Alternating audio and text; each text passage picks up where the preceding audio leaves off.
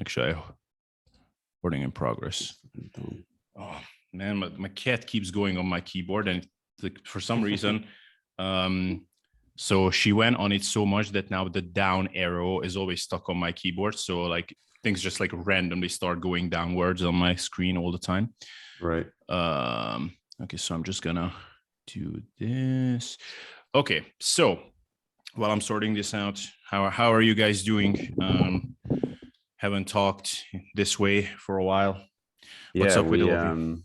Well, we got hit by a snowstorm yesterday, so I couldn't go to the gym. So that sucks. I don't know. How is it in Colorado? Do you guys get anything, Bryan? Yeah, we've gotten probably like 20 inches over the last 2 weeks. It's been across 3 snows. So we had like an 8, then the next day was a 4, and then we had a break, and then we got like 8 more after that. So yeah, it's like 20, but then yesterday was 50 degrees and sunny. So like half of it melted. And but you guys are probably used to it, right? They probably don't close everything. No, nothing closes. Yeah, I think we average something like 120 inches a year or something stupid like that. Yeah, I was telling Abel, my gym closed. And that one of the things that I find less than ideal, not from a results standpoint, but from like a life standpoint with working with Steve, is we work out 5 days a week, which is fine. Like if I asked him, hey, can we program 3 or 4, I'm sure he would do it. But I was like, I want whatever is ideal. So that's fine. But it's just like, as far as life goes, I work out Friday, Saturday, Sunday. So if I have to go anywhere or the gym is closed for a day, it's really not practical for people who are not like always able to get there all the time. Yeah. I purposefully write my programs, and for any of my clients that will allow me to, I write them off the calendar week so that it's just a matter of like staying in order. Like my current program now is 6 sessions over 9 or 10 days. And I just kind of like rotate through them in whatever order like my life allows. So like the last 2 days I haven't worked out because I did 2 in a row. So I was like, well, I'm not going to do 3. I hate doing 3 in a row. So I took Friday off. And then yesterday I had to take my kid to ski lessons and had like a 3-hour meeting with my business partner who's in town. And then I didn't work out yesterday either. And then today is my daughter's 2nd birthday. So I may or may not work out today, which means it could be like 2 or 3 days in a row, not training. And then I'll have to hit like, 2 or 3 in a row after that. So just kind of. That's interesting because we've certainly seen different programs where it's not like on a set weekly schedule.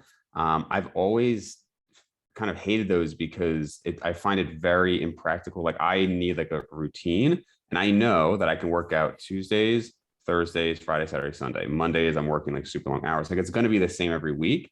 And to try to go on a rotation, like yours, it sounds like at least has the flexibility of like when you could do that every time. But the programs that are like on a 5-day rotating schedule or a 6-day or an 8-day where I know it's not going to line up properly, I'm like, this just does not work for me because it's forcing me to do it on days that I know are not going to work well. So at least yours has that flexibility to it. No, for sure. People that work that normal like 9 to 5 weekly schedule or own their own dental practice and are always working potentially. Having the structure and stuff might just make more sense. Yeah, the way I usually do it is I have 3 or 4 different training days and I just rotate through those. And so it's not even a 7-day. I mean, well, I guess it is in a way because obviously I'm looking at the weekly volume on a per 7-day basis, but it's just like 3 or 4 sessions and I'm just getting them in whatever order I want. Or not whatever order, I try to stick with the same order. But now what you said is making me think like how many people might be like that, because I'm always thinking like how good is this? Like you can just, if you need to miss a session, you're just moving the whole thing up.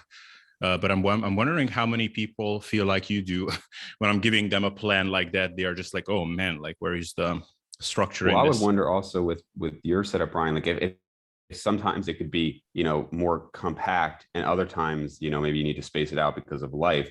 And we know that weekly increases in volume are the primary driver of hypertrophy. So what are you going to do in those situations? It's tough. Yeah, I try not. I know the weekly volume is the driver of hypertrophy thing, but like as you and I and Abel have discussed offline, there's something to like the mechanical tension and the intensity increasing. And so right now, no, of course not. So like for me, that's more what I try to think of is like, as long as I'm recovering to the point that I'm able to make progressive increases to the stimulus week to week, then that's more what I'm going for. And so this structure even works really well when I want to deload, because instead of the way I deload now is I just do a frequency deload. So if I'm usually 6 sessions every 9 or 10 days, I just go like 6 every 12 to 14 days for like one cycle. And then I get a ton of extra rest days in. I don't really change volume or intensity much. And I come back like super refreshed, ready to go again. And I don't need to waste time doing like an intro week because I didn't actually have like a true deload. Right. Yep. Yeah. Maybe actually, let's talk about that a bit, because deloading is something that obviously I think most people are doing some sort of pre-planned deloading in our sphere, at least. But I'm not even sure, like, you guys were a bit more into the bro bodybuilding circles, I think, more so than I did. Like I got into the evidence-based side of things pretty fast. And before that, I was doing like super slow and these things. And I don't think they recommend deloading because you're training like once a week. So, but is that a thing that the bodybuilders do in general, like the bros? What do you think? Deloading specifically? Yeah, like do they do the whole every 4th, 5th week you do a deload week thing? I don't think so. I mean, most of like the bodybuilders that I have talked to, even like I mean, obviously, like there's plenty of naturals like in our space that do, but like when I think of like the people who aren't following like the evidence-based fitness industry and they're just competing, I don't think they really put planned deloads. Dave, Max OT. I vaguely remember there being a week off every 8 weeks. Is that right? Do you remember that? Ooh, it's been a while since I did Max OT. Max OT did have periods where you were off, I believe. I think it was every 8 weeks. Yeah. I think it was every 8, and they recommended taking a full week off. And so that was, I remember at the time, man, it was 99, 2000, 2001, somewhere in that range. That was the first I had heard of that, because I was training with kind of abbreviated training. I listened to Abel's training piece that he did the other day. That was really interesting because I could relate to a bunch of it. But I got caught in abbreviated training too. Never as abbreviated as, once a week or like Menser style, but 2 full body workouts a week or 3 full body workouts a week, where it's just, 2 or 3 compound movements each session. So there was never any talk of deloads, because it was just like, you're not training enough to really warrant it. But once we went to Max OT, it felt like that every 8 weeks, week off thing was like a new novel concept. And I always did come back after that week off feeling like way more rejuvenated and ready to go. Yeah, I just pulled up the Max OT PDF that I still have on my laptop. It's 165 pages, so I don't know if I'm going to just like quickly find it, but no, I have it too. Yeah, I have it printed out actually in a 3-ring binder. Really? Oh wow. Yeah, I think I recall Eric Helms talking about Max OT. That is this kind of like a lower volume, like a power building ish style thing? Yeah, everything's 4 to 6 reps for basically every movement. And I think an interval, if I'm remembering, it's interval training on the bike too. Yeah, or the treadmill. It's like I think it's a 16-minute like ascending effort thing. Or there's like a try to beat your total calories burned from the last 16-minute thing you did, or something along those lines. There's some sort of metric that inspires you to try to exceed your cardiovascular performance from the prior session. Yes. Yeah. They were still about like progressing with that. So I'm actually there now. So it says take a 1-week break from training every 8 to 10 weeks. This was like the classic like ebook period when like it would get you hyped as a new thing. So it's like, make no mistake about it. Max OT is a brutal form of training. It's heavy. It's intense. It's result producing. It's a total approach. And then it talks about like all these different terms. They got their own like CR, cyclical recuperation, MSR, muscle specific recuperation, and then all this stuff. So, but yeah, once every 8 to 10 weeks. Yep. Yeah, I remember so that would be actually a good story from both my training history video and then the diet history video. So I remember getting my hands on John Kiefer's carb backloading ebook while getting my hands on Ben Pakulski's MI40. Is that? Yeah. That one. And I was thinking like, okay, so if I'm going to be eating carbs like every night, especially in the way that John Kiefer is recommending it. I don't know if you guys read Carb Backloading or heard about it, but it's like, I'm aware of it, but I haven't read it.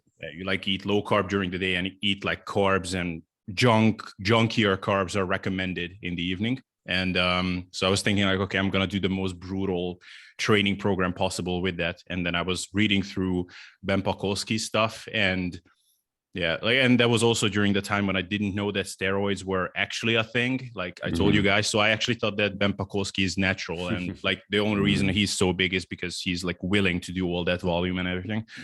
And yeah, I just remember being like so hyped. I actually think like that may have been when my sleeping problems got like really exaggerated, because I got so hyped by reading Ben Pakulski's book that I actually couldn't fall asleep that night. Like, yeah, man, but that, like stuff. as much.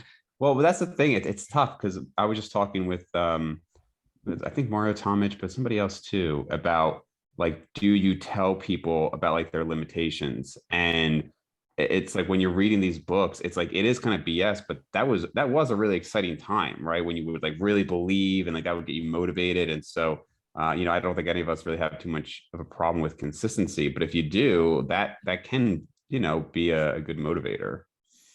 Yeah, that's actually something I wanted to bring up. It's good that you brought that up, because I forgot about that a bit. But I've heard some interesting discussions about this lately. Like, what should we tell people? Because I do realize that it can be overdone. Like you can get a bit too discouraging with that. And we were joking about like the tiers of, you know, you start out with, okay, I can achieve everything, and then after like 10 years, your attitude like flips over to yes. No matter what I do, I'm gonna suck. And right. like, so I do think it's taken a bit too far. But I don't know. Like, do you guys think it's a good idea to tell people early on about limitations, or is it better to let them believe, at least for a little while, that like you can really achieve anything if you can just work hard enough? I don't know, Dave. What do you I think? feel like it's almost like when you have like an athlete and like a coach, and you kind of have to know the athlete, right?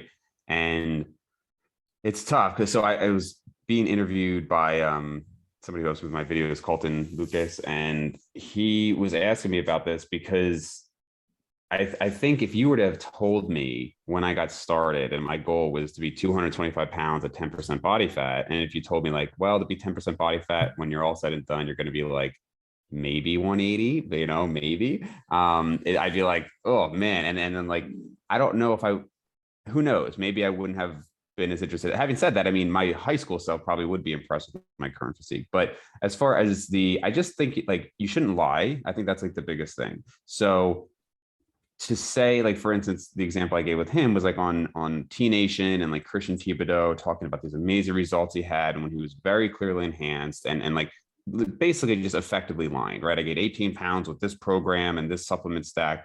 That's just a lie. And I think that stuff, like I really can almost never justify something like that. But I also don't think it's necessarily helpful to tell somebody like, hey, more than likely, like, you know, this is not going to happen. I think it would come into play when they are upset at their lack of progress, right? So maybe not initially, but like, I know for me, like that was one of the issues once I was getting started. I was a couple years in and I felt kind of dejected. Like, this is not what I expected. And maybe then to have somebody kind of tell, like, be aware of like, hey, this is actually kind of normal. It's very unlikely that you're going to, like, you know, you're looking at like the one genetic freak in your school by comparison, right? And so something like that, I think would be more relevant. But to start, I don't know if it would be terribly helpful to like set all these limitations mentally. Yeah, I feel like if somebody's comparing themselves to, like, blatantly comparing themselves or trying to achieve something that was obviously achieved by someone enhanced, then it would make sense to at least be like, yeah, you know, let's set some parameters of expectations here. But to your point, like, I don't think if someone would have told my ninth grade self, like, well, actually, you know what? I'd say my ninth grade self would be pretty happy with where I am right now. But along the way, sure, like, so, yeah. but at some point, you know, there's like hey, you're going to train for the next like 20 to 30 years of your life. And, you know, you may add 5 pounds of muscle over the next 25 years or something along those lines. That at that point is discouraging, but you're so bought into the process at that point, right? For me, I mean, I could literally be told I'm never going to make another ounce of progress in my life, and I would still show up to the gym 3 times a week and train for an hour, you know? Sure. Yeah. Yeah. It's, I actually, so I agree with both of you basically. But a related one is, I think to some extent the discussions over body fat and getting lean can be just as bad in some ways. So I don't know. I'm actually planning to do a video on what I think is the ideal quote unquote body fat is for most guys. And I basically the conclusion of the video is going to be around 15%, like a legitimate 15%. So not what some people think is 15%, where like you saw like almost have abs, but you know, at 15%, a muscular guy will have abs. Like I know, like both of you guys have like good six packs. And like honestly, I think that's one of the big lies in the fitness industry that I think is a bit more harmful potentially than even the misleading stuff about muscle growth. That's so kinobody, for example, when I first got lean, like close to the single digit mark, I forgot to mention this in my diet history video, but actually his videos and his content was very helpful for me because he was one of the first people I heard addressing the psychology of dieting and things like that. But I would say that his only fault, or the only thing that I think is ethically questionable in his, I mean, maybe there are multiple stuff because, you know, the marketing can be a bit over the top there, but he's portraying this single digit body fat territory as this point where just amazing things happen. And like sexually, your life will be on the next level, like socially as well. And it's like, I'm just seeing it like more and more that, man, like being that super lean is just, not only is it not sustainable for a lot of people, but for a lot of people, it actually turns their lives into a complete nightmare. So I don't know. Any input on that? It's funny. I like Greg Gallagher. I mean, maybe it's just because we've had the podcast together, right? So you get to see somebody like in a real way and talk to them. But he was great to talk to and pretty relatable. As far as his content, it is a little extreme, I think, at times, but he'll pretty openly say, like, you know, this is because this catches an audience and everything. I think the best thing that he's done for the industry, though, is like one, to get people less obsessed with food timing and have that freedom of, you know, intermittent fasting if that's what you want to do. And then two, to say like focus on getting stronger over time. He still is still focusing on getting stronger, not going crazy with volume 3 days a week. And he's one of the few people that is like basically saying you can get to near ideal levels or optimal levels with, I wouldn't say a minimal approach, but without like making it your entire life. And I think for most people, that's going to be a great approach. So I do agree that, like, you know, I mean, I don't know how he stays that lean year round. And I don't think promoting that is the best, but as far as like a lifestyle and how you go about the training, I think it's a good thing. Yeah, he said on your podcast that he was doing the intermittent fasting thing and eating like 2,300 calories a day average. At like 183 pounds, I think, if I remember correctly. Yeah. So, I mean, that's like a really low number. It's just weird though, because you really do have those people that can just be lean and it's just like part of their genetics. And it doesn't feel like they're limiting themselves sort of. And we had like a guy in high school that was the same way. Like you talk about that guy in high school that you looked at as like being like the most jacked and like, you know, you were so impressed with him at the time and he ended up like in retrospect being small and whatever. And there's a guy just like that in my high school. Like he had hit puberty before everybody else. And like, he had actually started lifting weights in 8th grade and like all this stuff. And he was being recruited by the best soccer schools in the DC area. And I like look up to him and thought he was a god. And he ate all the food. Like he probably ate 5,000 calories a day and just was shredded, like 6% body fat all the time, you know? So it's just like, maybe Greg is one of those types of people too, that just can stay lean without it being such a restriction on his life. Yeah, well, but the difference in those two examples is Greg is actually not eating that much, right? So he's eating low calories. He's just either he's hungry all the time or he's using something to suppress his hunger, or, you know, and intermittent fasting, I think it's a pretty good way to do that as well. Like, it's really not that hard for me to eat. Like, I could probably eat 2,400 indefinitely if I was doing it with like the, high volume foods, intermittent fasting, staying busy, it would be my preference. But I've gone long stretches doing that. It's not that hard for me. Yeah, it's yeah, actually that's why I started to really like his content at the time back in 2015 or so, because that was actually the time when he really, so first of all, he was basically dieting down and documented that on YouTube. So you could see the process of him getting down to, I mean, probably like 8-ish% body fat. Looking back, I would have to see those videos again. But he did some DEXA scans, and some of them said like 5.5% body fat or whatever. But Yeah. he was very lean, but not quite that lean, of course. Yeah. And so it was cool to see there, because I think it was also kind of the time when he like perfected his methods, and when he like really, basically when that whole time period, which is still lasting now, when he's like always lean, that kind of started there. Before that, like he was still kind of going up to occasionally like the mid-teens, and he always looked good, of course, because he's super muscular, but he was kind of still doing that bit of yo-yoing thing. And he was also talking about that very honestly, that like, yeah, well, there was this time period like a year ago when I went from like 12% body fat to 8% body fat and back to 12%, like 5 times in like 2 months or something like that. And all of that was very relatable, because like I was kind of going through that myself at the time. And I would be very surprised if he didn't use some sort of aid to help with either his muscularity, but honestly, I think more so the staying lean aspect, because as like, just like he said there, it wasn't always easy for him. And I mean, the way he's eating is not that, it's not like some amazing hack. Like, yeah, he's doing the intermittent fasting thing, but he's not even eating like super filling foods and whatever, at least on his videos, he isn't. So I would guess, sorry, go ahead. You go. No, I was just going to say, I know we're going to get into like specific training stuff, but I just saw a video on, so just on the topic of like, I guess like influencers and stuff. I just saw a video where Derek from More Plates, More Dates. Is his last name out there anywhere? I forget it says Derek from More Plates, More Dates. I don't know. I think I found it on some kind of a blog somewhere. I don't know if that's true. Gotcha. But I guess he's selling Turkesterone, and then there was a whole thing about Greg Doucette selling it, and his whole thing about I put on 4 pounds of muscle in a month with it. And it's one of those topics where usually if I see like a new supplement, I just pretty much ignore it completely but then like you see it popped up, you see it pop up again and again. And then I just saw, I don't know, some argument that like Derek was the one who popularized it and Greg kind of stole it from him, whatever.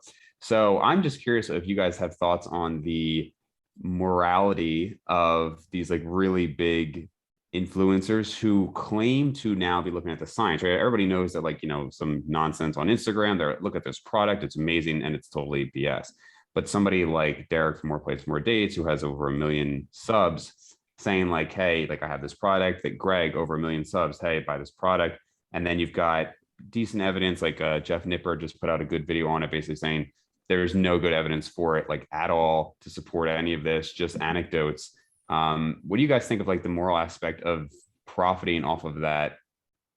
I mean, just in general, I'd say. So selling a scam product, basically, or well, yeah. So like, I guess it's more interesting to me because I think a lot of people, and again, I haven't looked into that much of the research on it, but like scam products are nothing new. I guess it's more like, I guess because Derek specifically is selling it, and I think a lot of people look at him as like this very scientific based person. And it's interesting to see the supplement making rounds and like, I mean, really talked about a lot. And I don't know if it's that people are buying products that are like laced with something, not saying Derek is lacing his products, but you see a ton of anecdote. And I just wonder if it's just like people are buying into it from a placebo standpoint. But yeah, I guess I'm just surprised to hear it promoted so much when there's really just not a lot of evidence for it at all. Is there some, like if there's like X amount of studies, like I didn't see Jeff Nipper's video, I haven't delved into the research on it, but is there like 1 or 2 studies that show positive benefits from it that you can kind of cherry pick and use to promote the product? according to the video by Jeff, there was one that showed significant benefits, but the product was supposed to have like 100, I don't know if it was milligrams in it, and it was had 6. So it had 6% of what it said it was supposed to, and yet somehow the results were like amazing. And they also used like the bioelectrical impedance for body fat and all of that stuff. So there's, other than like that one outlier, which wouldn't even make sense because the product was underdosed, I don't believe that there's anything. And there's plenty of evidence suggesting that this class of compounds are not effective. So I guess I have a problem with that. Like, I'm not like a huge fan of people selling stuff that is kind of scammy like that. So the thing is that at least, so I watched a couple of videos where Leo and Longevity, Vigorous Steve, and then Derek. By the way, I think it's Derek Michael, at least if this source is correct. So where Derek and those two were discussing turkesterone, and so Vigorous Steve and Leo like both clearly really want this to be a legit thing. So like they're both invested into, you know, Derek's stuff like being seen as legitimate. So they will definitely, I think they are trying to preserve their integrity, and I don't think they want to be associated with scam stuff, and I don't think they want to be lying about products publicly. But I think for as much as like you can do like wordplay and kind of like not bend the truth, but kind of like cherry pick like which part of the truth you want to reveal, I think they are going to do that because they benefit from it. And Steve said that based on his observations, turkesterone, like, and some pretty hefty dose, like I don't know, basically like the max dose you could get out of Derek's product if you even want to take it for like a month, it's the equivalent of like 2.5 milligrams of Anavar. Now, you know, like Mike Israetel was on my podcast talking about gear, and he was saying that like a beginner like cycle could be something like 10 milligrams of Anavar a day, 10 to 30 milligrams. And like I've seen a bunch of people like ripping him apart, like man, like 10 milligrams of Anavar is not going to do jack shit. Like people take like, you know, 50 milligrams, and that's not a super hefty dose. So if like, you know, 2.5 milligrams of Anavar, and so it might be doing something, but it might be just indistinguishable from even like creatine. And what's the name? Vitruvian Physique, Igor Opashensky, whatever. He did like a 2-month cycle of just turkesterone, and he documented that. And at the end, there was a physique update. And I mean, you know, even with the lighting not being the same, like you really had to look, and even then you kind of had to conclude that you didn't gain anything. Like, so. There's like nothing that can do that in 2 months. Like at that point of his development, like 2 months, you're not going to see changes, right? I mean, if he took like real gear, then real gear, right? Yeah. Well, and I would also wonder though, like what would be the mechanism? And again, like I don't want to act like I know too much about it, but I would just wonder, like, okay, so we're basically saying it's this steroid found in like insects, right? And so if it was effective, right? If someone was like, oh, it's as effective as testosterone, I don't think anybody's claiming that, but let's just say, well, then it'd be like, well, what's the mechanism? Are you saying it's a steroid? So are you saying that it then also shuts you down, right? Like if it's, how would it work on the androgen receptors, for instance, and work as a steroid without having the same side effects that are the reason you don't take steroids in the first place? You know, unless somehow it's functioning just on muscle cells or somehow without these side effects. I don't know. I think Derek said that it's, sorry, go ahead. I was just saying, would you be able to take it as like a natural organization? Like, is then at that point, based on the way it's affecting your biology or whatever, is it natural still or whatever, you know, or is it a steroid? I think Derek said that it's so I've seen this video like basically when it was new, so like a year ago at least, but he said that so it's not working through the androgen receptor, it's working through like estrogen mediated whatever receptors. It's like so it's like a different mechanism, and that's why it doesn't shut you down, and it has no androgenic impact basically.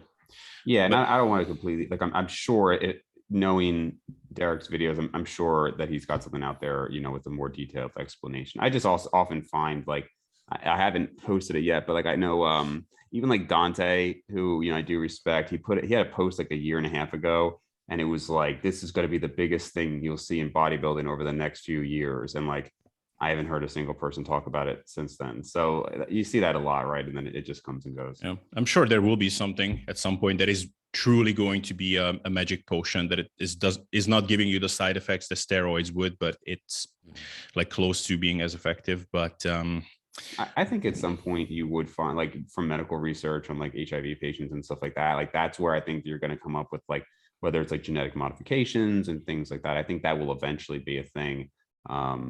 I don't know if it's good. Probably not while it's relevant for us, you know, maybe when we're like 60 or something. Yeah. But if you guys want, like, I would say I would give it a go. Like I will do a cycle, but man, it's so fucking expensive. There's no way. I mean, for Turkesterone.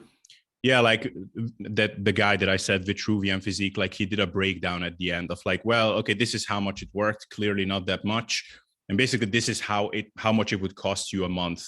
And like comparatively speaking, I mean, I'm not recommending steroids, but like Anavar, for example, like it would cost you like 1/10 of that, you know? Wow. So yeah, no thanks.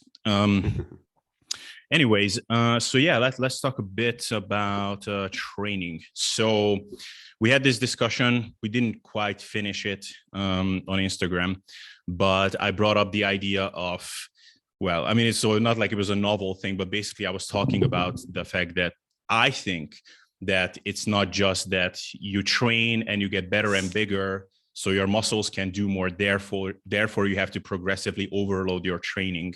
But I think that it probably is working the other way around to some extent, that like going heavier and just exposing the muscles to heavier weights is somehow an important factor for hypertrophy. And you can get somewhere without that up until a certain point, at least. But at some point, I think there is something to getting stronger and lifting heavier weights that is important for growth. But to my knowledge, there is like really no evidence for that.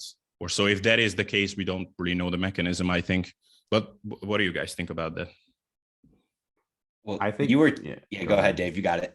All right. Well, I think it's funny that is brought up almost as this like controversial thing, because that's what was being said for years. Like, I gotta reinvent the wheel, okay? Well, it's like, you know, like if you were to say to somebody like, again, like Dante or whatever, like, hey, so I think like going heavier over time is going to be really important for growth. He'd be like, yeah, I've been saying this for 30 years or 20 years, whatever, because it's only in more recent times that we've now started to say, well, you know what, maybe it's the other way around. Maybe it's that these adaptations lead to growth, or like the adaptations to training, you know, cause you to be bigger. And then because of that, you can then use heavier weights, right? That's what people have kind of brought forth, which does make sense, right? Then now you can, it's possible. And I think that is important because even from like a emotional standpoint, like for instance, if you were trying to push too hard and like, oh, I have to go heavier. It's like, well, no, keep in mind, train correctly, that will allow you to go heavier, right? Not that if you force going heavier or something, or you know, crappy form, that's going to result in it. But to your point, I would surmise that there is something to be said for the actual, like in that session, even like adding weight and like the progressive overload itself is doing something for growth. But I would also say that it is really hard to tease that out, right? Because it's happening over a longer time period. So how do you parse out which was which? Yeah. Brian, Brian, so one of the things that we were talking about in the DM chat was that you mentioned this has been something that you've used successfully with clients as like a plateau buster. So I'm just super curious how does this go, right? So you mentioned also that it's not like a pre-planned thing. So in my mind, I'm thinking like, okay, this person's doing 10 to 12 reps. They're going, they're making progress. Then they hit this plateau that they can't get through. So the change is, you know, okay, now we're going to do 6s and we're going to use more weight and we're going to, you know, break that plateau by going heavier, et cetera. Is that kind of like the idea that you're in your head? Yeah. I mean, it's similar. So what I do is if someone is plateaued, so let's say you're doing sets of 8 and you're plateaued at whatever weight, then I usually recommend them to go heavier just for the next session. So go to the next increment anyway, even though you didn't hit your rep target yet. and just do an M-rep. So do as many reps as you can. Probably you will get some lower rep count in most cases. And then next session, just try it again with the weight where you were plateaued. And most often it works out. Like, so sometimes not. Like, sometimes you will have to try it again, but it usually works eventually. And so what I noticed is that when people don't do this, so like they don't pay attention of me pointing this out or whatever, and then I look at their log and I see that they just kept trying to hit their rep targets with that weight, then it just like doesn't freaking happen for 6 sessions in a row or something. Which is pretty bad if I don't notice it for 6 sessions, but like they just keep beating their head into the wall. And it's weird, right? Because like I would think that, okay, like even if you're not increasing the load, if you're plateaued somewhere, then by definition, that weight is still challenging. So like you should still get that training adaptation. So, but why don't they get it though? So I would think that going heavier, like it does, like it's the nervous system aspect that helps with strength development. But still, so the reason I brought that up is because oftentimes then they actually are able to progress for like weeks and weeks after that, which is kind of strange, because like at the lower reps or even back at the rep range they were stalled at. Yeah, where they were stalled at. Yeah. So that's just like 1 or 2 sessions, huh? Is kind of what you find at the lower rep weight, higher weight. Yeah, usually just if it works, then it's just 1 session. You go up heavier, then next session you go back to where you were stuck, and then you try to hit it again. Yeah. So so the reason I find that interesting is because like you would think that if you were plateaued, then, and if we are going off of this assumption that, okay, it's your training is what's driving progressive overload and not so much the other way around, then you would think that if they were plateaued, then, okay, maybe you're able to get through this plateau with this little bit of a hack, but then you're quickly going to plateau again. But since they're getting this prolonged progression after that, then it tells me that, okay, maybe it's not like there wasn't anything wrong with the training setup, like structurally, but you just kind of like needed that exposure to a heavier weight somewhere. It's interesting. I've been using a approach of like, I would call it progressing the stimulus over progressing in load or reps necessarily. So like, starting example would be like starting a mesocycle with 1 to 2 RIR, and then the next week, you're going to 0 to 1 RIR, maybe increasing weight, maybe keeping the weight the same. It's proximity to failure. Then the next week, you maybe do 1 or 2 partial reps after you fail. And then the next week, it's like 3 or 4 partial reps after you fail. And then the week after that, maybe it's like a reverse drop set, like I just put on Instagram, like, adding weight and continuing. So the stimulus is continuing to progress. It's not necessarily that I'm focusing in that 5-week period on increasing load necessarily, but after I go through that cycle of each week progressing the stimulus, then I come back to, okay, now I'm back to 1 to 2 RIR, but this time it's going to be with a heavier weight, potentially, if the adaptations have occurred, than it was 5 weeks prior. Yeah. I mean, it's kind of similar to what Brian Haycock was doing with his hypertrophy specific training. So it was so long ago that I've seen it, but I think Dave, have you done that, or have you read his book or something? Yeah. So it was like you were going from higher reps to lower reps, but then you were also going closer to failure as the weeks went by. Was it so like so you take like a 15 rep max, a 10 rep max, and a 5 rep max. And so let's say let's just say it's like 100 pounds for 15. Right. So then you'd like backtrack. So what would that be, like 95, 90, and then like 85, 80, 75. So you'd start the first week, 75 for 15, and you're doing the same exercises 3 times typically. So it'd be like, well, I'll elaborate on that. But let's just say, for example, it's like 75 for 15, 80 for 15, 85, 90, 95, 100. So at the end, you're basically hitting true failure. But 5 of your 6 sessions, you're not going to failure.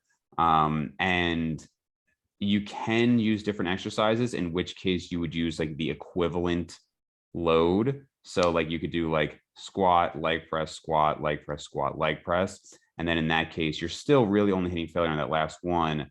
but you'd have to kind of figure out, do you know what I mean? Like whatever percentage you would need for each relative exercise. And then the next 2 weeks would be doing that for 10s. And then the next 2 weeks would be doing that for 5s. There's a variation of the program where I think you can then use eccentrics. I never did that. And then you take, I think it's actually a 2-week break after that, a desensitization period, which I don't think I ever did it as 2 weeks. I think I did it as 1, but it's a similar principle. I think it's one more example though of non-failure training working just fine. Now you're still having periods of going to failure. And I think that is important with this whole discussion of like how far from failure, because even like right now working with Steve, the last like 2 weeks out of a 5-week meso and 1-week deload. So it's really like 2 out of every 6 weeks, I'm going to like a 0 RAR more or less.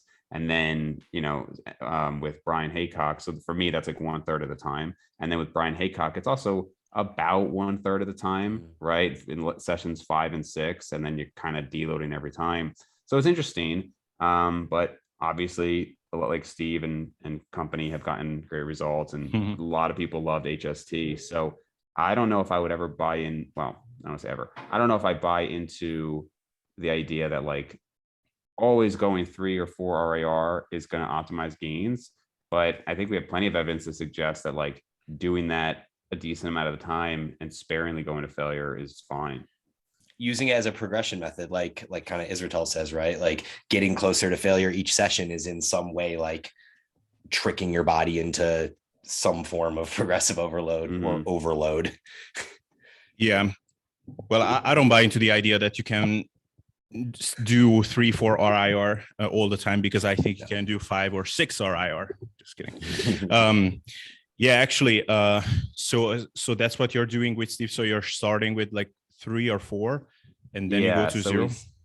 So it's like 3 or 4. It's actually, so I started at 3. The problem with starting at 3, and again, I'm like estimating these, but if it's a 5-week cycle, then it's 3, 2, 1, then technically it would be 0 and 0, right? So, but he does emphasize, and it's the first week is really 3 to 4 RAR, and also it's not about like, you're really just trying to progress each week. So if you add a rep, but you're still at the same RAR as last week, like that's okay. Like you don't need to like keep going. Like it's just focusing on progression. Now the reality is that would be more applicable to like a beginner who's actually gaining a lot of new strength, because my strength is not going to change that much. It actually, when I add a rep, I do drop an RAR, right, relative to the previous week almost every time. Yeah. But yeah, so and like that is, when I'm all said and done with Steve, I will probably make like a conclusion video and what I took away and everything. But I would say that it's almost like why in that case would you push to failure every single time, if we know that it's not going to make much of a difference, and it's like, I guess like you're just trying harder and increasing your injury rate and risk for not much benefit, potentially. Clearer diagnostics, maybe.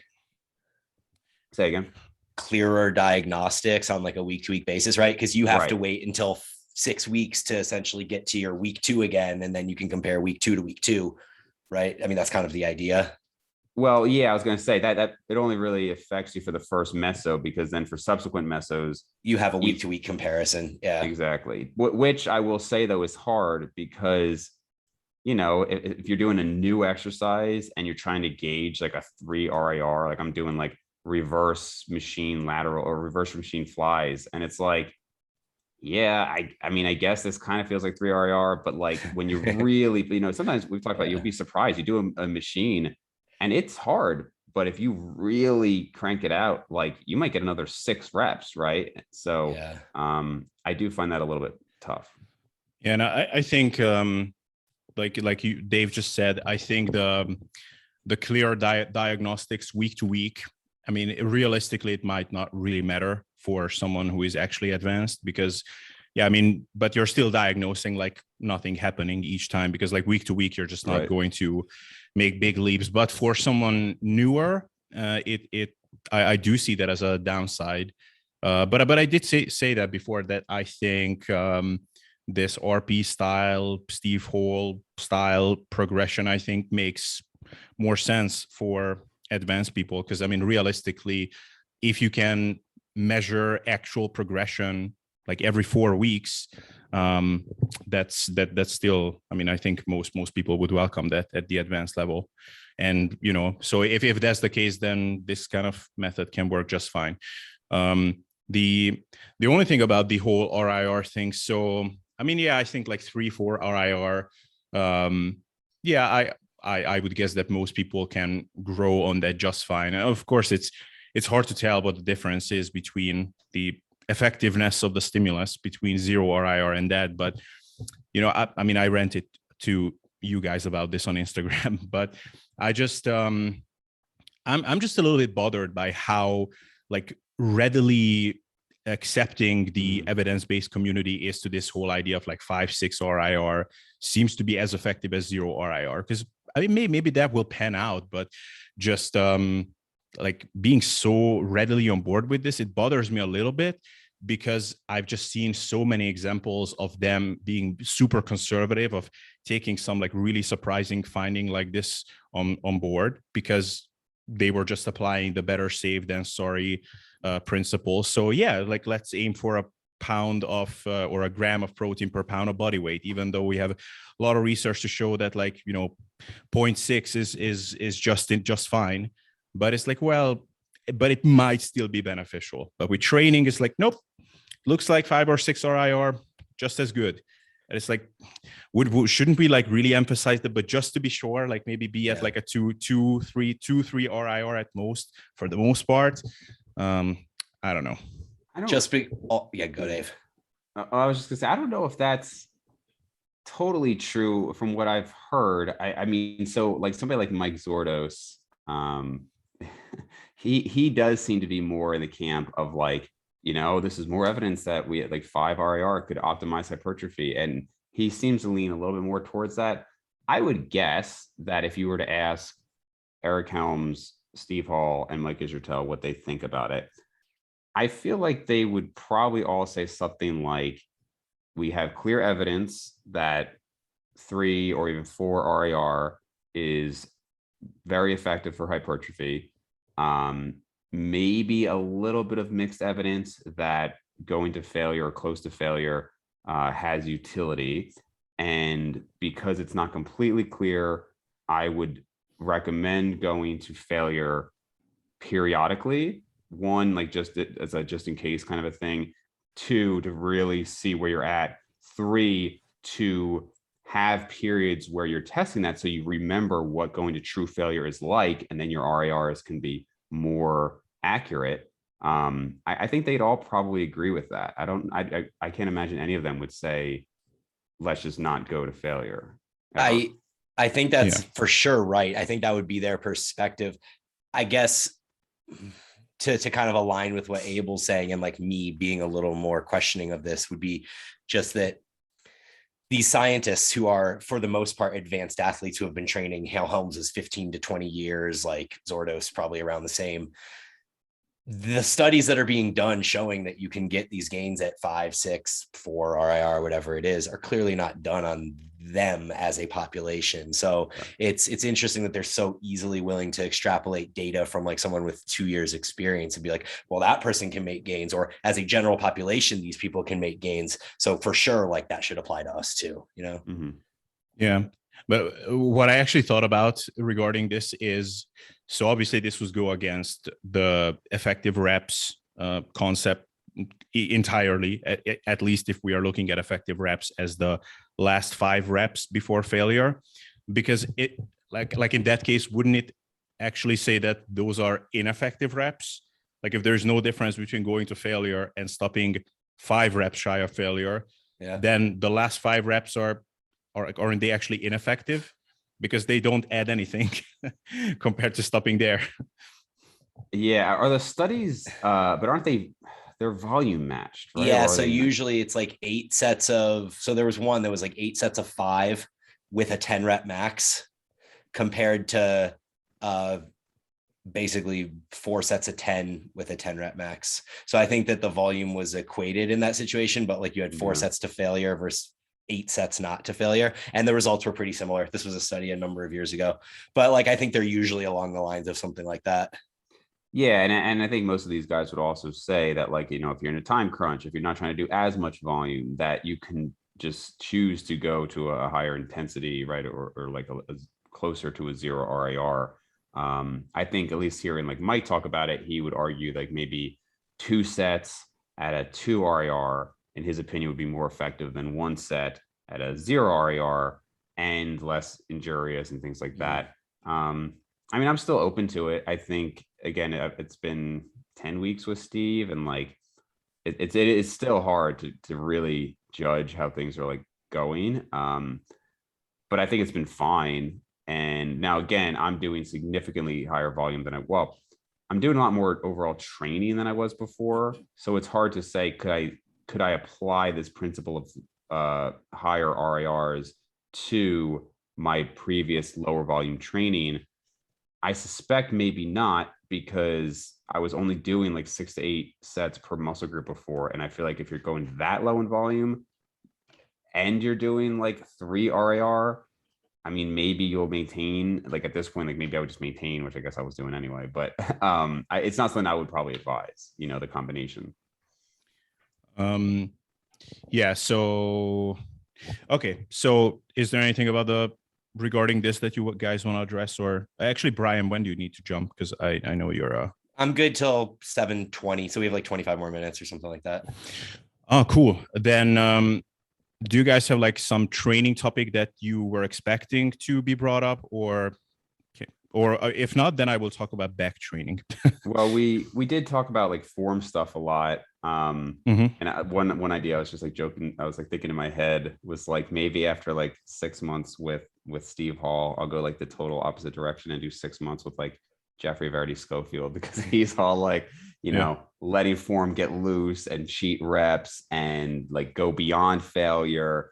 I mean, it's literally like almost like opposite camps. So it's just kind of amusing. Yeah, and that's a big thing that I'm doing now, as you guys saw what I posted in our group regarding the reverse drop sets and like back training and, you know, muscles failing at short lengths and long muscle lengths and all that stuff. So I think that super applies well to back training in general. So if you want to dive into that, we can all cover that together. Yeah. Okay, cool. So yeah, first of all, I listened to Dave's podcast with Jeffrey. I will say it like you guys know Natural Hypertrophy, the YouTube channel. I know of him. Yeah, French guy. I love how he says his name, Geoff. So I'm gonna say it like that. How does he say it? Geoff. He's French.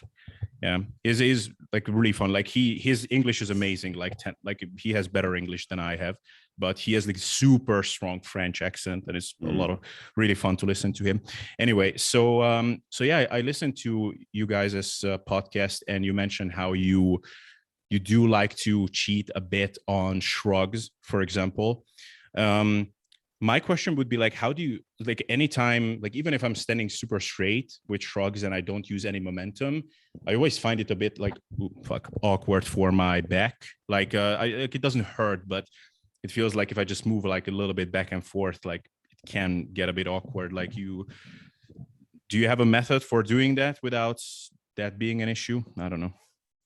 I don't do shrugs. I was just saying that I think it's a very tough exercise to gauge, because if you were to literally take no weight and just go like this, there's no way you're doing, like the people who are doing shrugs with like 405, there's no way that their reps are like the same. And I'm not saying that that's bad, because you could make the argument like Alex did, Alpha Destiny. He was saying, you know, a lot of what you get out of shrug is the weighted stretch. So I'm not saying it's a bad way to train. I'm just saying you're not using full range of motion. Like what is actually capable to be done, you're not using that. And so I think it's very difficult to gauge, because I could take a 80-pound dumbbell and it's like, it's super easy for most of the range of motion, but to get peak contraction, it's actually pretty hard to like do that for higher reps. Or I could take 200-pound dumbbells and I could just kind of, you know, jerk it up. And I was just saying that like that and calves are two examples that are very hard to really gauge. Yeah. Yeah. Bryan, do you want to elaborate on that reverse drop set thing? Because this was actually the first time I heard that, but it's very interesting.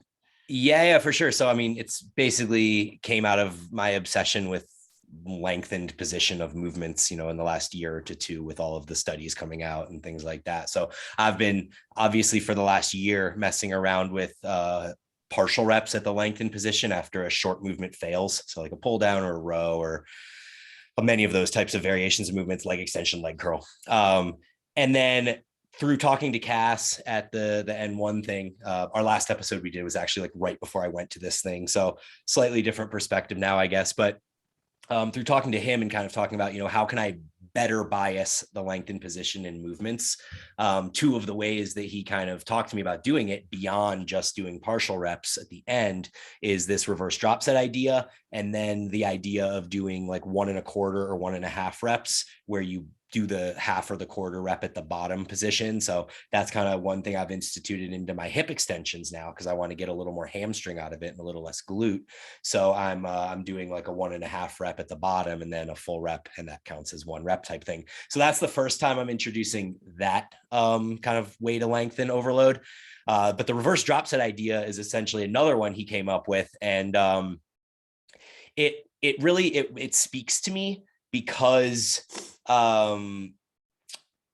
it really allows you to use a heavier weight and get the length in position versus when you're doing partial reps, you've already failed in the short position.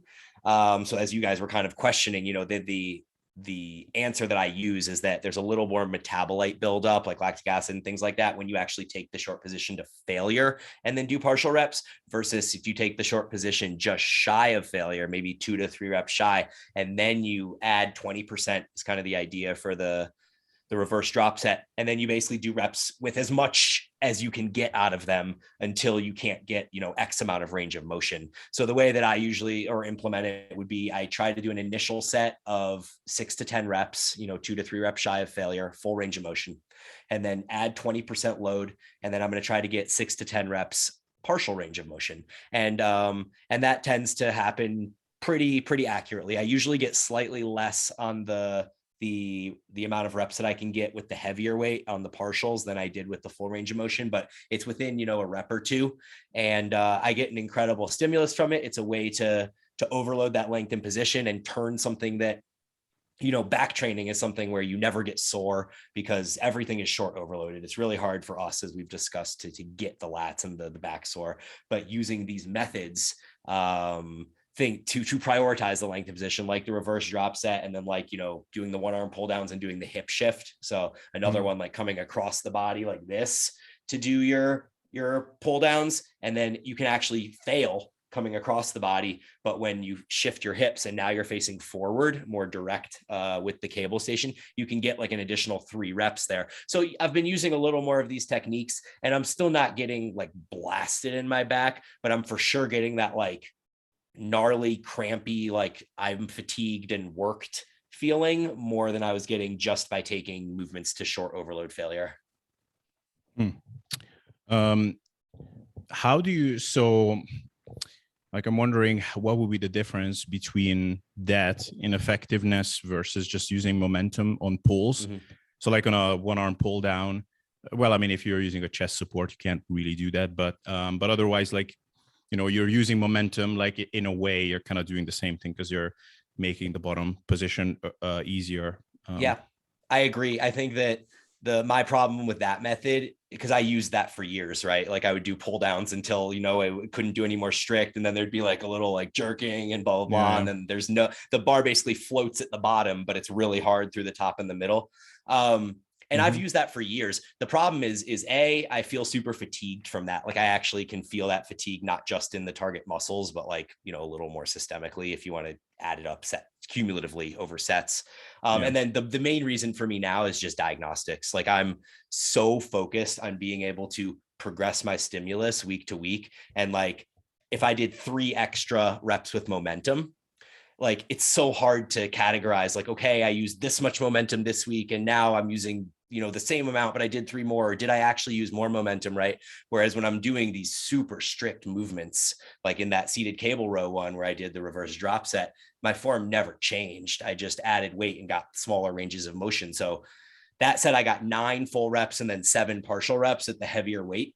That now tells me that the following week, I'll either get 10 reps on the first set and try to get 7 partials again. Or if I only get 9 reps on the first set again, then maybe I'll try to get 8 partials on the added weight set. So it allows me to have diagnostics where week to week I can look and be like, okay, I may not have added weight, but I did add an additional partial rep, or I added a full rep, or whatever it is, and I can see that. Yeah. Well, actually, that's one thing I like about those chest supported like iliac pull downs is that like the like the cable is in a, well, how do you say that? Like it basically just gets easier in the bottom position naturally because of like where the angle of the cable and how the bench is set up. So, and actually I realized that, well, actually Dave and I talked about that with the lat prayer. Like, why do you lean back in the bottom position? It's well, because then you're stimulating the lats more because, like the resistance is coming from the right angle. But actually, if you're just kind of staying, like you're leaning forward, like, yes, the resistance is less in the bottom, but like, that's kind of a good thing if I think about it, because like that would be the sticking point anyway, the shortened position. So, wouldn't the momentum aspect almost be the opposite? So like if you're doing, let's say, a pull down and you're going to failure, strict form all the way down to here, and like this last part is kind of like where you're pretty weak, right? So as like in your example, that you'd then just do like the top half, right? Like that would be an example of how you would do that. So if you're using a ton of, and the idea is then, okay, now this part is what's going to really be worked. If you were to use momentum, you're using momentum because you can't get this bottom portion. And so if you were to then like chuck yourself back, you're kind of skipping this to get the momentum to complete this portion. Yeah. Right. So you're almost taking away from that stretch aspect. Yeah, no, I get that. It makes sense when you say it.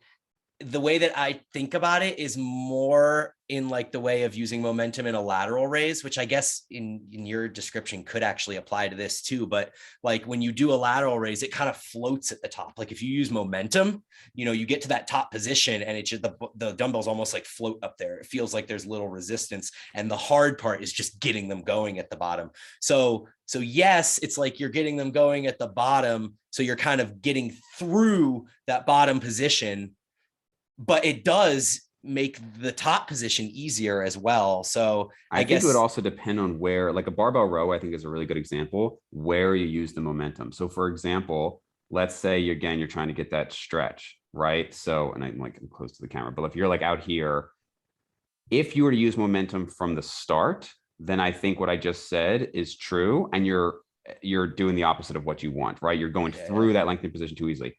If, however, you were to just go until you can't go anymore, and then kind of hitch a little bit, and then that last bit, then sure, for the sake of completed reps, like full range of motion reps, you could go through that hardest part. And that's actually, I mean, I've seen Jeff Nippert and others talk about that with calves too, where you start down here, you can go all the way up here. Eventually, you're only going to be able to go here, but then you'll just kind of kick. And then the same thing here, and then you just kind of kick. You could alternatively just do what you're doing and just keep going until the range of motion itself limits. I don't really know if one would be better than the other. I think to your point earlier, probably trying to force the full range of motion with kicking or momentum is probably just more systemically fatiguing and maybe not much more actual stimulus. So yeah, I think you bring up a really good point with the using momentum to get through the hardest part piece. Yeah, I don't really know what to say. I guess the answer then is just the diagnostic piece of being able to see, less fatigue for sure. And then being able to see week to week that something is progressing and it's not momentum based. Yeah. No, yeah, I agree. That was a really good point. A thinking person. Just kidding. No, but I like the reverse drop set idea. And so like why it immediately resonated with me is for that fatigue aspect, exactly because on shrugs, for example, it's not the most difficult movement in the world, but if you're doing it for something in the 10 to 15 range for reps, which is, I think, pretty appropriate for something like a shrug. Like if I'm going to go kind of past full ROM failure and I'm just going to wait until I can only raise here, like that's going to be super fatiguing. But if I think about the idea that, okay, like I would do some reps until like this is like not really pristine, and then add weight, and then only I would have to do a few more reps here. That's I quite like that idea. So I'm a huge fan of that too. I equate it almost to the notion of like, you know, some people will program sets of like 15 to 20 reps to try and get that like metabolite feeling or the sarcoplasmic hypertrophy or whatever you want to call it. But I much prefer to do like a same muscle group superset where you do like a 6 to 8 rep set and then a 6 to 8 rep set, because now you're getting much more efficient, where you're getting that like fatigue point twice, 2 different movements, more stimulus, and you don't have to go through the monotony of like the first 10 reps that mean absolutely nothing. Yeah. Right. Yeah.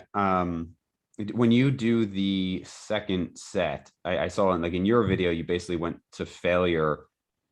Is it almost just part of the concept that you almost have to go to failure, or would you ever do that latter part of the drop set and keep it to like a 2 RIR? I don't know if I am familiar, Bryan, with where you stand on, like, are you almost always going to failure in your sets, or? Yeah, so it's I would say once I get through the first like week or 2 of whatever my mesocycle is or my reset point, I'll go like 1 to 2 RIR, then 0 to 1 RIR. And then every week after that second week is pretty much failure, or it's like 0 to 1 RIR. I wouldn't call it failure because I don't actually fail movements unless they're a short overload, and then I'm going into partials or whatever. But on something like a pendulum squat or like something like that, it's 1 to 2 RIR, then it's 0 to 1 RIR, then it's just 0 to 1 RIR until I'm too fatigued and I have to like kind of reset. Yeah. But for movements that are conducive to doing additional intensity techniques, it's like 1 to 2 RIR, then 0 to 1 RIR, then it's some partials, then it's more partials, then it's reverse drop set. So there's like a progression of stimulus where I'm trying to add more work beyond failure for a couple weeks until I reach a point where the fatigue is high, and then, you know, take a frequency deload or whatever it is and kind of reset with like 1 to 2 RIR and work back up. Gotcha. Okay, cool. Yeah. By the way, just random thing. I saw a video from Geoffrey Verdi Schofield where he is Jeffrey or Joffrey. Let's clear it up. Jeffrey. Amazing. Yeah. It's Jeffrey. Yeah. Okay. Yeah, I don't know. It's just some things I just cannot remember. So he was doing a set of leg presses to failure, but like to complete absolute failure. Like he tried like really just die in that leg press and somehow press it out one more time, and he just couldn't.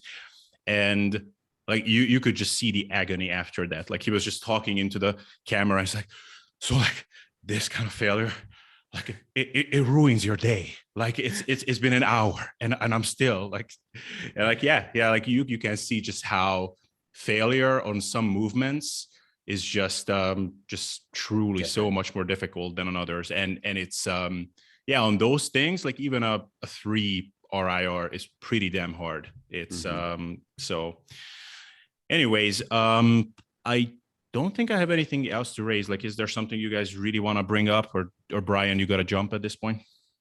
I have 10 more minutes or so. I think we're fine if there's anything else you guys want to talk about. One thing I was thinking earlier when you guys were talking about Turkesterone is you guys are probably too young, but did you ever mess around with the ECA stack before it was illegalized? I was familiar with it, but I never. Oh wait, no, actually, so ECA, because I was thinking you meant the what was it, the DMA? What was the one that got banned? DHEA? Or? No, it was like DMAA or whatever. What was that? MDMA. Just kidding. Right. Well, that's what everybody. No, I'm pretty sure it was. Yeah. Was it DMAA? Dimethyl something or other. It was it was banned. DMP. Like right. No. DMAA. Yeah, that was it. It was an amphetamine derivative. Yeah. I'm sorry. You guys haven't heard of that? That was like a big thing.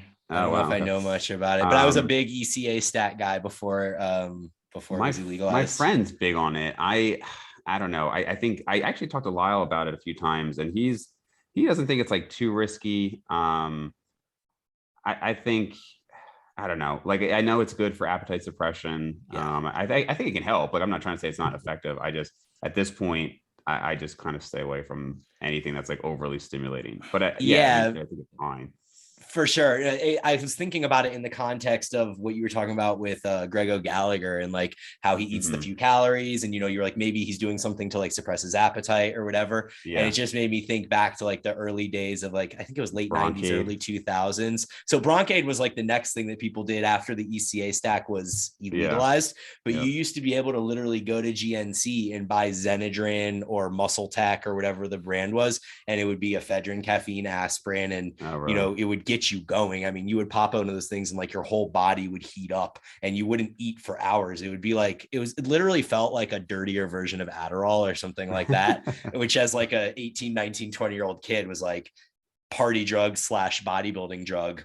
Right. And I'm sure not healthy, but super effective at suppressing appetite, giving energy for workouts and things like that. So I mean, I wanted to try it, but unfortunately ephedrine is just like, it's impossible to get it anywhere here, which is kind of weird because otherwise they're super lax with stuff. But I actually want to do a video on all the appetite suppressing stuff that I tried, because I basically tried everything. And by the way, like my best pictures, my leanest pictures, those are all like nicotine and caffeine is the only thing I used during those. All these things that I tried were like in the past, like 6 months or so. And all for brief periods, because like these are either expensive as shit, or I mean, these are just not meant for long-term use. But I mean, I tried a few of these substances and some are pretty good. But I'm curious how ephedrine would work, because for example, Modafinil, which I like to use.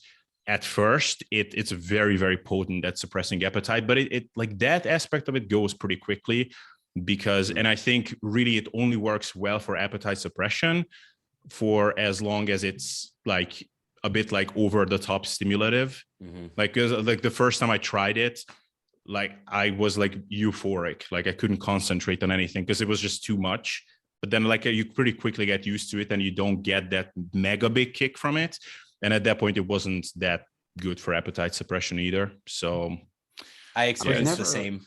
Yeah, I did Modafinil for a little while too. Yeah, and I experienced the same. It was like a week or so of that kind of euphoric and that appetite suppressing feeling. And then once your body adapts, it just kind of is back to normal, which I think is just your body finding its natural homeostasis anyways, right? Like the same thing happens to me, like, if I go through a period where I'm smoking a bunch of weed, then I get really hungry, and then I stop smoking weed and I'm less hungry. And then eventually, it'll be like a week later, my body's like, oh, well, you still have to eat food. So here your hunger's back. It just kind of like oscillates up and down. And your body's just naturally going to find where it needs to be to not be hungry.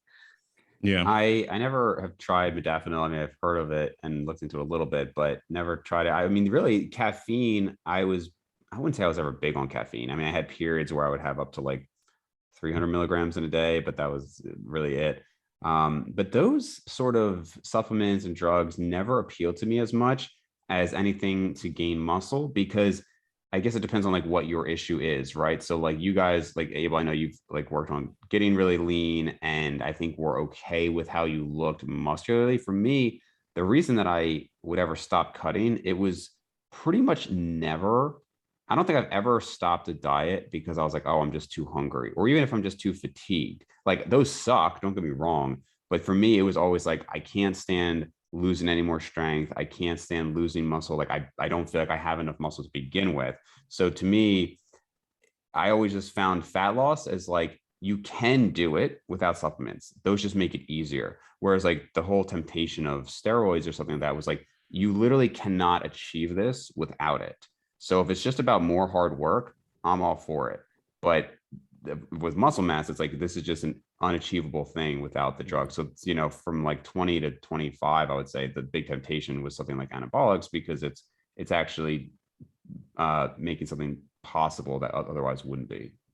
Yeah. Like, it's Bryan, like I'm going to let you go in a sec, just really in 1 minute, I'm going to react to this. So I agree with that.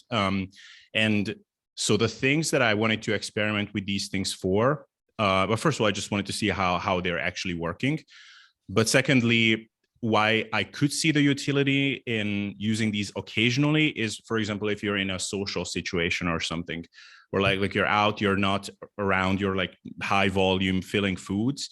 And then kind of just as an insurance policy that you're not going to crack, or if you do, it's not as bad. So for that, it could be, so for example, I was in a weekend house of my in-laws not that long ago. Well, okay, a few months ago. And there I popped in one of these pills that I got. And for that, it was pretty cool. Like I just didn't have that. I was like, oh man, I'm so hungry, but am I going to eat their shitty food? And then I'm going to get fat, or no, I can do it. I can do it. Like I didn't have that because it was like kind of just took the edge off. So for that, it can be nice, I would say. Mm-hmm. Yeah.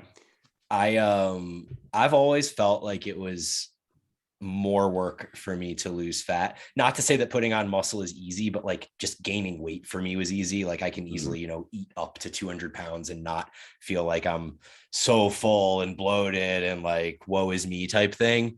Right. But like to get down from 200 to 180 or 185 or whatever, like I have to really like commit to it. And it's not necessarily that the hunger is the worst part. I just like really enjoy the freedoms of being able to like go out and eat dinner with my wife, or, have some beers with the boys, and maybe there's some fried food involved or something along those lines. And those things are the things that I find difficult when dieting. So substances that do suppress appetite just make that easier for me, because those same substances also tend to give you energy. So you want to go out and like hang out with people and be social, but you're also not like so hungry that you're going to devastate everything in sight. So that's kind of that balance for me.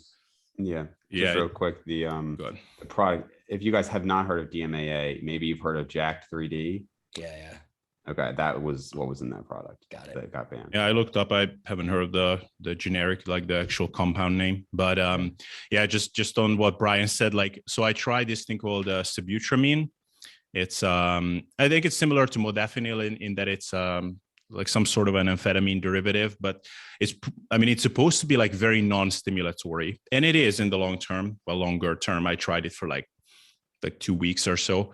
But so the first time I tried it, it was, I got such a freaking kick from it. I was in the gym and like, I couldn't focus on working out because I just wanted to go up to people and like chat with them and hug them and tell them how much I love them. I was like, what the hell did I take? Like, did I just take like freaking cocaine, or what the hell is this? But then like, so like the next day, like half as much, then half as much. So similar to modafinil, like that goes really quickly.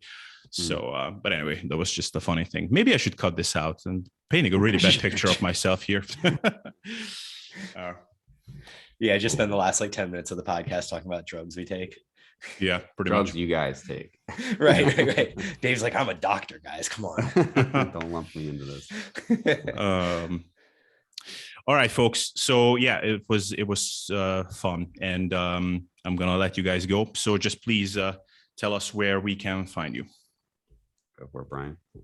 Yeah, so I'm at Bryan Boorstein on Instagram. On February 14th, I'm dropping a new program with one of my companies. It's a Paragon Training Methods, which is usually a female-based program for the most part, but I'm dropping a Follow My Program because I've had a number of people kind of buy my general programs and be like, hey, this doesn't really look like the way you train, and then they cancel their membership. So I've had enough requests at this point that I think there's enough people that want to follow my program.